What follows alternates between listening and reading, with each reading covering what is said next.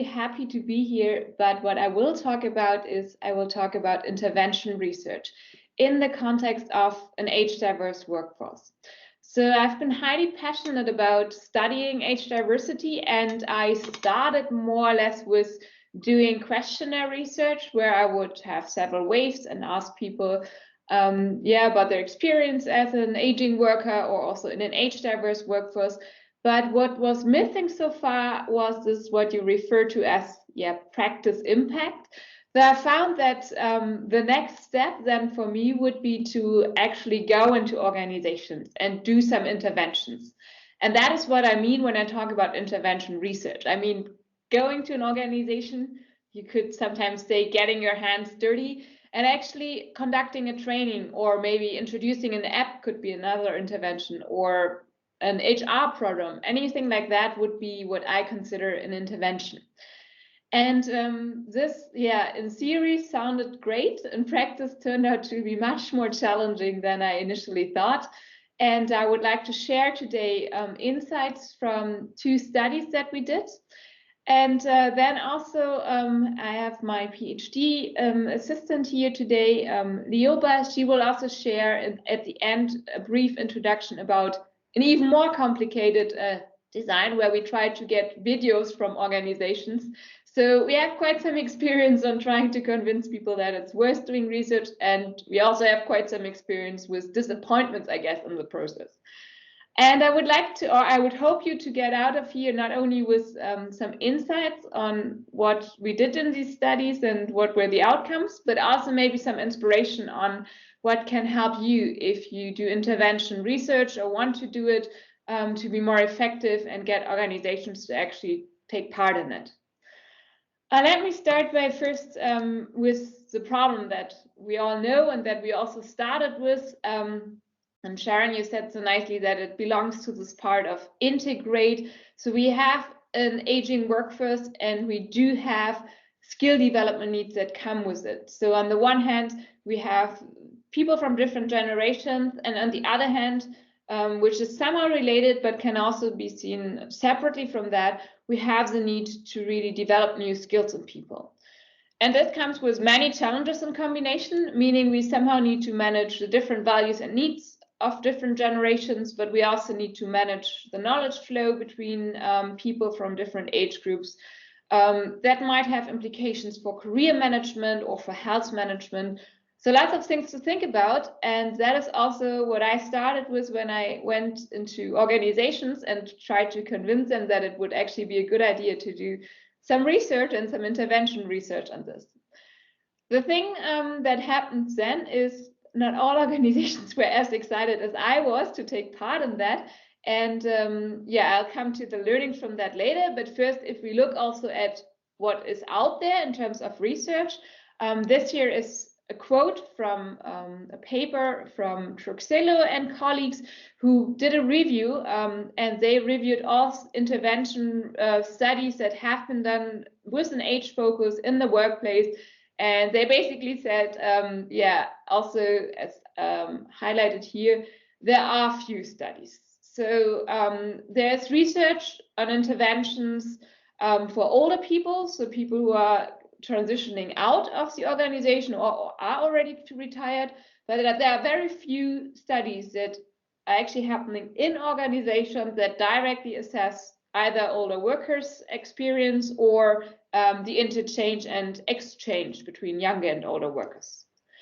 And before I now go into the insights from the 2 concrete studies that I did, I would actually like to invite you to share or at least give a little bit of an impression about your experience with intervention research.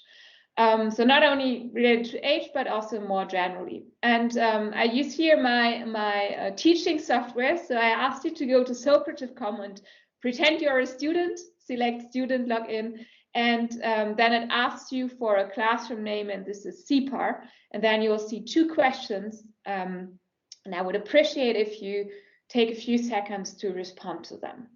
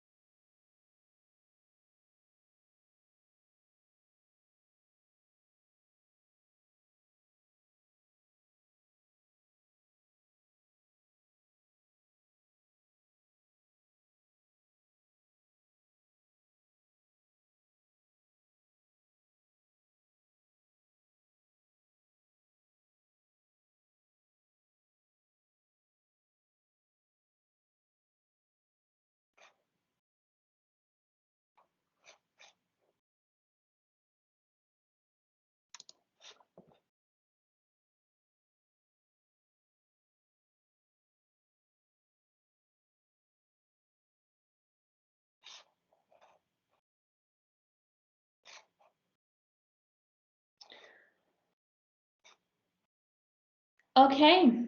Okay, you can now see my Socrative results, right? No, we see you on the large screen. That's an issue. Then let me try again.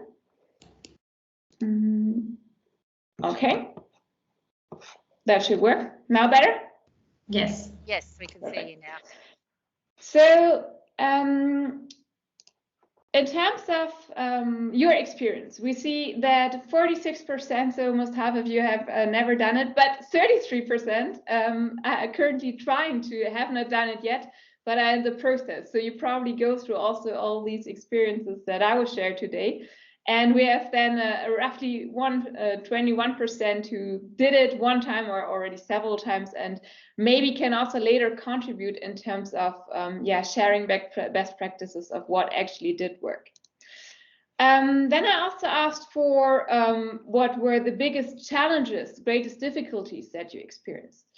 And you see here a lot is on time and resources, buy-in from management, and getting organizations to say yes, basically.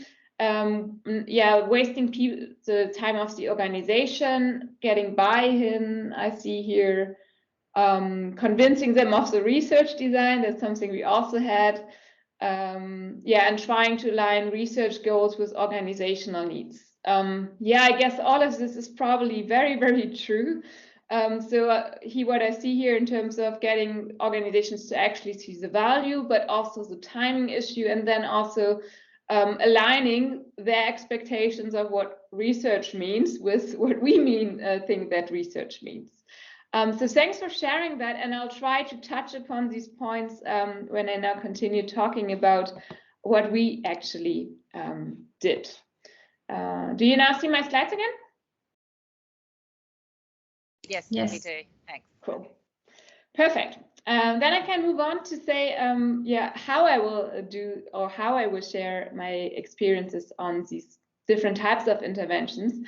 And what I'll talk about is I briefly look into three, I call them here case studies, 3 studies that we did. The first and the second, they are both published in the Academy of Management, Learning and Education. And the third one is currently work in progress, and Lioba will later present on that. I included this one because here we have an even more challenging research design where we want to have videos from organizations. So let me start with the first case study, studying an intergenerational learning intervention in an organization. So the reasoning behind this study was that we know that there's a lot of research or at least some research on how learning experiences, trainings should be designed to optimize skills development for employees from different age groups. So studies looking at how can I design a training, and often that's done for online trainings. How can I design an online training in a way that is optimal for younger workers as compared to older workers, for example? And then there's insights on certain technical things that I should adapt to fit the needs of older workers as well as those of younger workers, which is quite interesting, but it refers to rather the design of the training and not so much on the content and what is actually happening when we try to really integrate older workers and conduct trainings with an age diverse group. So we don't really know what happens when employees from different generations engage in a learning experience together. And at least intuitively, it would make sense that they might learn from each other. So it might not just be the training content that you learn, but you also learn from those who are with you in a training. And they might learn from, with, and about one another. So they learn together, but they also learn about the other people in the training with them. And that was kind of the motivation to say, okay, let us in this study look at a program where they deliberately try to send people to a training together with an age diverse background. So the organization or the idea was really here to look at a training, at a development program that is already there and try to deliberately make it age diverse and then see whether people learn anything beyond just the training content. So the idea is to go to an organization and say, hey, you probably already have several trainings in place. Can we actually try to deliberately make them age diverse so that we have young people in the training and old people, and then look at what happens?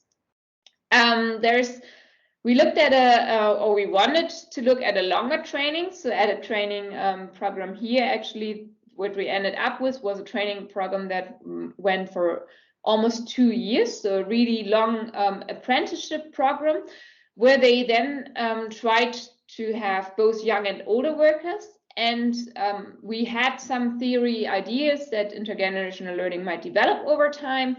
So group development models would say, okay, groups differ over time. Social identity theory says it takes time for people to get to know each other. And knowledge management would also say, yeah, we need some time to develop shared models before we can actually get going. So our research question here was basically to ask how are specific types of knowledge exchanged in intergenerational learning groups over time, so across these different phases that we have in a training. And what we did was we find one organization that actually was willing to say, we tried to have a training program that's already there with an intergenerational group. So we looked at this 18 months apprenticeship program, and we did interviews within the program.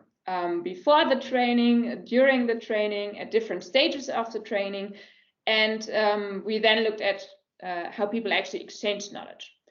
And just to briefly have a look into our findings, what we found was basically, was that we have an initial phase where people need to get to know each other. And here also the interactions were mainly about work-related topics. So when younger and older people interacted, they very much stick to what they know. They shared a lot of expert knowledge and also practical knowledge, particularly the older workers. But that was basically it. Only after some time went by, roughly after 3, 4, 5, 6 months, we had a phase that we then call assimilation. Here, they actually increasingly recognize similarities. They often express the other group is not that different. And we call it even a breakthrough in older apprentices learning, because for them, it took quite some time to get into a learning mindset again. And here we see that the expert knowledge, basically, yeah, that was already shared at the beginning. That's not so much a focus now anymore. Here now it's much more about practical knowledge still, but then also social knowledge and metacognitive knowledge. Social knowledge means whom do I need to know in an organization? How does the working life actually work? Metacognitive knowledge, that came more from the younger people. That is about how do I actually learn? And that was the second phase. And interestingly, we then also saw in the third phase that there was a detachment. So this romanticized idea that then young and old employees, they leave the stage and they continue to work happily ever after. That's not really what we found. We found a shift of focus towards the new workplace, because they had to leave this program and then they had a new workplace, and they actually split up into subgroups again, more or less. So you try to find a new job within the organization because the program was over, and then the younger people still with the younger and the older with the older. So even though we had a very intensive and shared group experience throughout the program, you still see a tendency to split up again, which is quite interesting for organizations also who have an idealistic image maybe sometimes about how intergenerational learning works. In terms of insights that we get from this more or beyond the actual training content, I think here were really two main things that I learned. The first one was I initially tried to recruit organizations with my idea. I need a training program and I want to have age diverse people in there, which I thought is not that complicated because you have training programs anyway. But I often try to approach HR with that and go to the HR department. And the issue here was that because it was such a specific idea that I had, what actually helped me was to find single departments or single persons in the organization that were convinced of my idea and that were then able to support me and basically somehow the big picture, you could say. So some were at the bottom on a very hands-on level, supported me in doing research on that. And it was a very large organization. So the experience here was really that HR was a little bit disconnected from what happened on really the shop floor. And since I had shop floor employees, my best strategy, and I conducted two more studies in this organization, but always my best strategy was to find someone, a trainer or someone who has a department, is a department head where training is important, and to convince this person first to then have someone who actually supports me in the business and is not just HR, what helped me then to succeed here. So that was the one takeaway. And the second was really to use the language of the organization, because initially I came with my research language, and I also came with all my ideas about how the design looks like, but that was far too complicated. So I had to basically reduce my pitch to really look at the company website and speak to people. What are the strategic issues that I'm currently discussing? What are the words that they use for it? And then I called it here, try to connect your research to these buzzwords, which sounds very negative, but I actually mean it positively. So I really tried to frame my research and go away from the terms that we use as scholars and instead use the language that they use. And that was then much more easy to connect to them and to actually convince them that it's worth taking part of it. So here, really the takeaway is do some research on and talk to people to find out what their language is. And then I don't say adapt your study, because you still study what you study, but at least sell it in a way that it seems more connected to what they do. That was the first study. The second study that I would like to briefly talk about is a study where we wanted to test 2 theory-based training programs. And the idea was to improve interactions between age-diverse coworkers. So in contrast to the first case study, where I just needed a training group that is already there and had to look at the composition so that they make it age-diverse for me, in this study here, we really wanted to do a training with people. So, and actually 2 training programs. So here we really needed to recruit organizations so that they conducted training. And the idea of this training was we had, on the one hand, a social identity-oriented training, which very much focused on reducing biases, reducing stereotypes, and then recognizing that for younger and older workers that they actually share a lot of things, and through improving the interaction quality through this, we hope that they would actually have a better contact quality overall. That was the one idea. The other idea is, in the diversity literature, we not only talk about this stereotype perspective, but also about information elaboration and how important it is to exchange knowledge and to integrate younger and older employees' perspective. So in the second training, we very much focused on reflecting on knowledge so that people actually know what their older or younger counterpart knows. Our idea was that we wanted to have co-workers. So we always wanted to have one young coworker and one older coworker, and they together as partners should take part in the training. So we actually had a very specific expectation also on whom we need, not just send people to the training, but always send 2 of them, and one should be young, one should be old.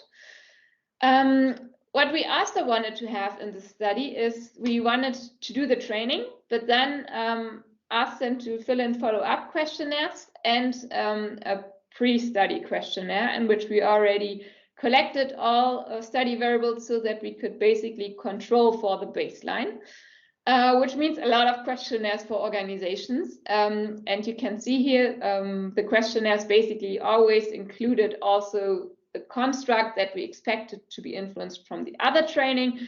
So a lot of questionnaire work for everyone who wanted to participate.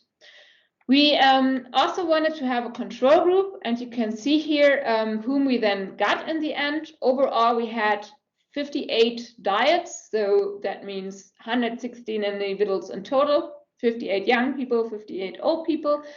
And you can also see here that we randomly distributed people to where they would, in which group they would belong to. And you can see that we started off with something between 16 and 19 diets in the different groups. And we actually ended up with 15 to 18 at the end. So we didn't have that much of a dropout. But I'll come to that in a second. That was a lot of work because often, it challenges that people in organizations don't really realize why you need to ask them several times and why it's important that they answered several times the same questions. We got a lot of requests and even complaints from people why we would be so stupid to ask them the same questions over and over again. So also a lot of communication there to really explain this research design and learnings in terms of whom do you actually need to explain this design to.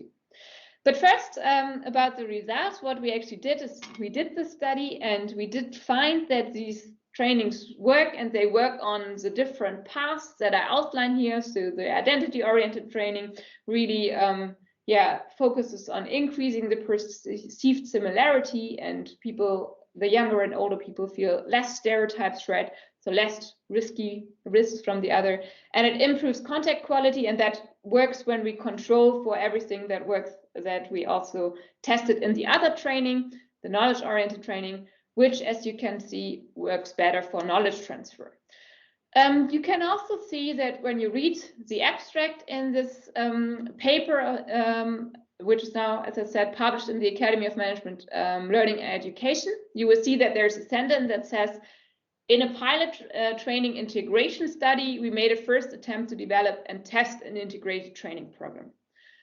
This sounds great. What it actually means is we tried very hard to work with one specific organization to actually develop and test an integrated training program, but we didn't get as many people as we expected to have.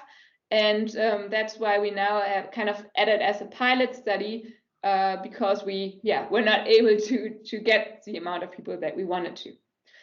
Again, I would like to share two main insights here from this. The first is be realistic about the worst case scenario, because the reason why we now only have this pilot study of an integrated training is that we didn't really think about what happens in the worst case if really the minimum number of participants sign up. Is this then still sufficient for you to publish it and to do something with it? Or would this be basically a case where you spend a lot of time working on something and then cannot use the data?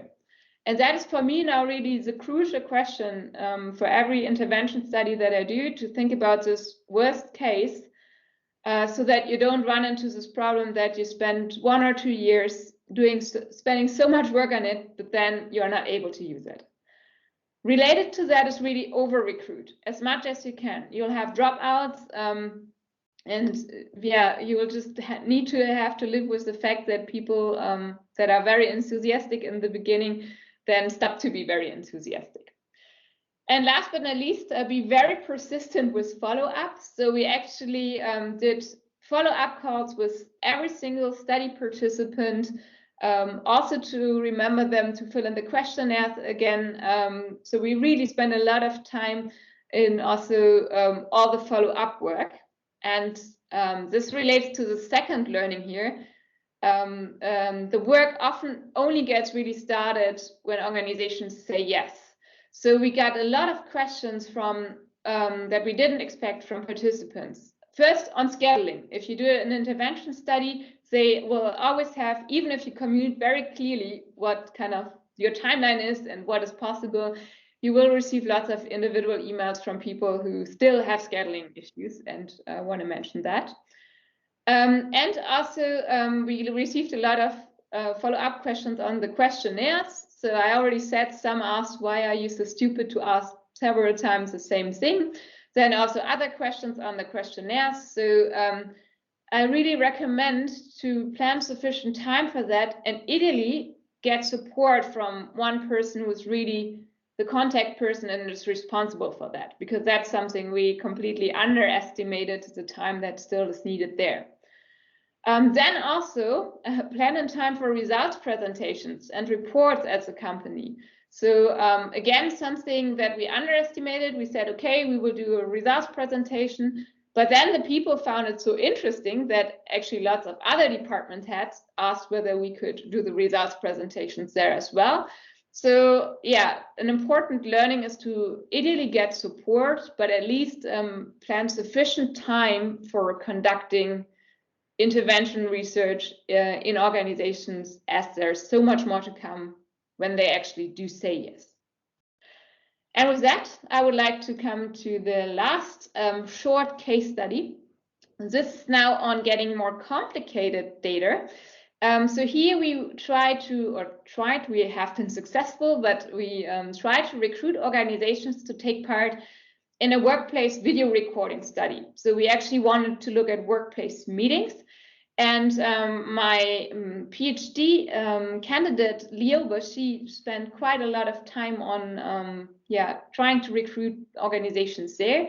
So I'll hand over to you, Lioba, to maybe briefly walk us through your main learnings from this part. Thank you, Fabiola. And hi, everyone. I'm Lioba. As Fabiola said, I'm a PhD student, and I'm working on a project funded by the German Research Foundation. I know that we're running out of time, but please hang in there with me, and I'll try to make it fairly brief. Fabiola, could you go to the next slide? Thanks.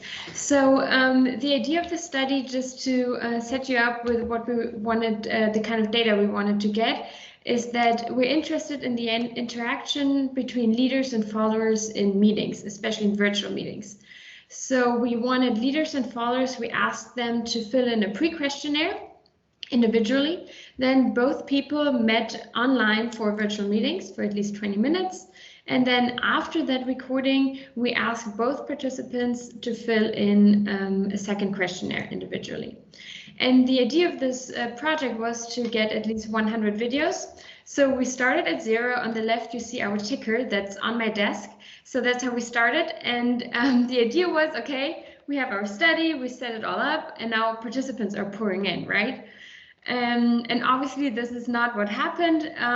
So we had to assess why is it so difficult to actually get study participants. And these are just a few of the things that I noted, and when I had a look at the Socrative answers that you gave, I think they're aligned. So people are just too busy, especially with the pandemic going on. A lot of people were just, okay, we have enough on our plate right now, no time for that. Then the complexity of the study design with this like different methodologies of questionnaires and video recordings, is just very time consuming, and people were very hesitant to participate, especially because I always, it's never enough to just convince one person to participate, but I always need the counterpart. So that made it quite challenging. Then when I talk to people, and I would call them the read a book and know it all, they're just, oh, my meetings are perfect, they're not representative, you know, you should talk to other people. So they said, okay, no need to participate. And then the sensitivity of the data is definitely an issue, not just on the organizational level where they talk about things they might not want anyone else to know, but also on the personal level, because the video recording is never completely anonymous. When we code the data, we see the person, so this was an extra layer of challenge in this project. And then also the data security. You know, if you have this video recording and you want to share it with me, it's too large to send it via email. So we had to find workarounds of transferring the data. So that made it quite challenging. But on the bright side, you know, we had to find ways of advertising the project. We had to find our unicorn. And I would call it, so what is the unique selling point of your study? What makes the study special and interesting, and why should people actually participate despite being too busy? And first of all, I would say, you know, that they're supporting research. So it's a field of research where there's still lots of knowledge gaps and things to be solved. So in order to get practical insights to improve work, we need this research. So that was always the first thing that we said, okay, that's a reason to participate. Number two is that we actually started to speak the language of the organization and look into their needs. What do they need? And so we started to develop individual feedback reports. They don't help us for publishing any papers, but they're very useful to recruit participants. So each study participant had the option to receive a 20-page long individual feedback report with insights into their own communication patterns in the recorded meeting. And then the third thing that we had to offer was a cooperation with the Zeitakademie, which is one of the largest newspapers in Germany, and they have an online seminar on effective meeting communication. It normally costs 80 euros, and so through this cooperation, we were able to offer this to our study participants. So that's our unicorn, what we had to offer. And now we had the challenge of letting people know that this is what we have to offer. So what I did is I contacted my own network, but I also talked to people from Fabiola's network. We started to create a website, which you see in the bottom, or a leaflet, which you see on the right-hand side. We started to join events, conferences, and gatherings, cold calling companies. We posted on social media, and obviously, just like here today, talk to other researchers to learn from their experiences. And so what happened? Not much, you could say. At some point we had four videos in 4 months. So I quickly did the math, and in the end, that would lead us to collecting data for 8 years. I'm like, great, this is not how I picture my PhD journey. So 8 years is not an option. And we had to step up the game. What I did is I started calling people more strategically. And with that, I mean, I had these Excel documents, which you see in the bottom. So I would always list the company, when was the first time I started talking to them. And then if I had someone on the phone, I would know when they would go on vacation. I would know when they'd be back. I would be there every single time, calling them over and over again. And on the right-hand side, you can see that I always documented how many times did I talk to a specific company, when was the last time we talked. So I kept track and very systematically contacted organizations. Then we got a little bit more creative and started recruiting master's students.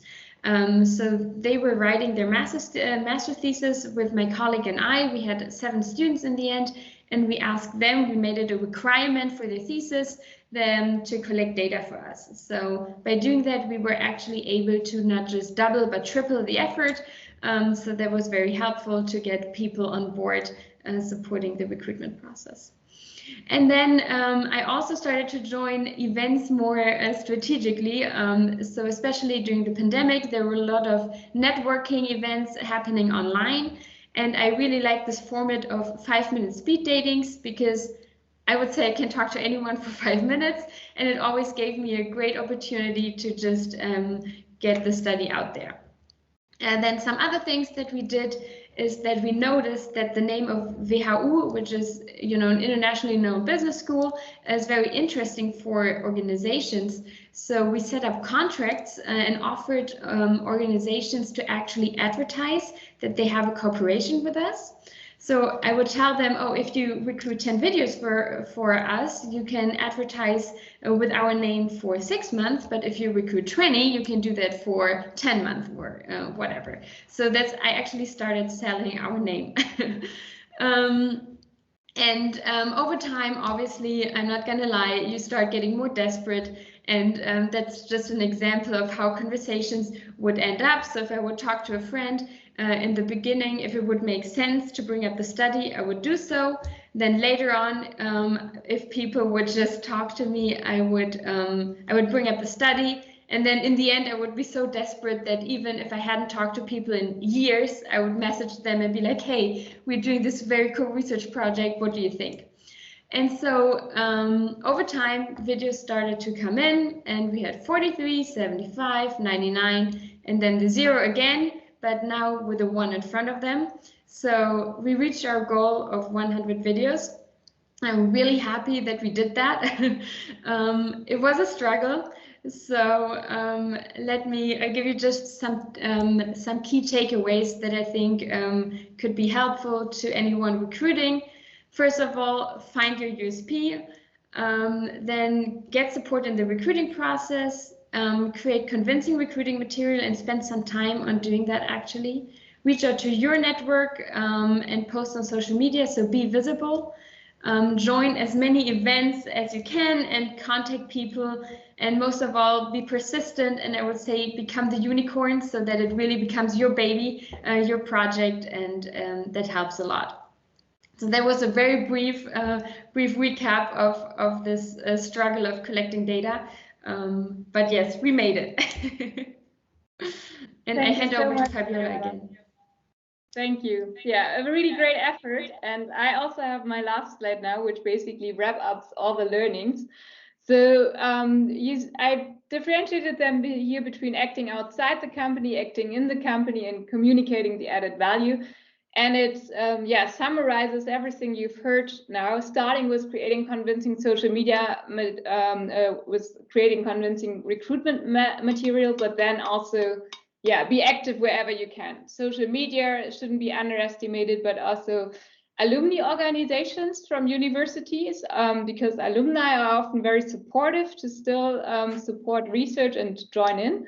Practitioner conferences, and just generally act more extroverted and persistent than you ever thought you could, because it requires a lot of persistence to actually convince organizations that it's worth working with you. And initially I thought that's kind of negative, that they don't want my research. But then when I look at consultancies, for example, that's also everything they do. All the time they try to sell their product. So in that sense, you are somehow also a consultant and trying to sell your product.